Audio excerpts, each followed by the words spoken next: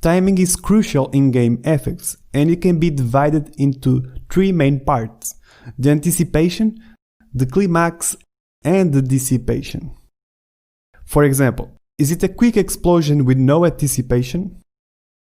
Like just a hit? Or does it have anticipation?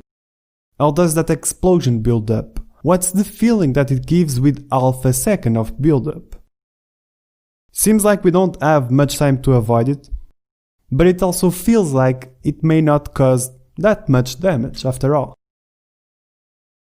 Now, with 1 second of anticipation, the feeling is totally different. It feels like it's charging more energy, giving a bit more time to avoid it as well, but it will definitely cause more damage than the others. And that's anticipation. It creates an expectation so the player can react. Here's a few different anticipations with 1 second, for example. As you can see, some of them create different feelings. So, build-ups or anticipations tells the player that something is about to happen.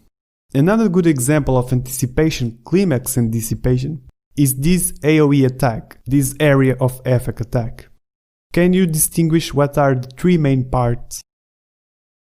Well, this is the anticipation, where we get the feeling that the effect is gathering energy, getting even stronger and building up to something. The second part is the climax, where we have the explosion of all the elements that we have been building up. We see the brightest color values and we see the moment of impact. Until it fades to the third part and the last one, which is the dissipation. And the word says it all. We see the dissipation of those elements that we have been building up. We see the aftermath of the explosion. It has also left a mark on the ground. So that's dissipation.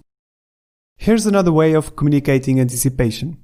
It also communicates well with our next principle of visual effect, which is shape.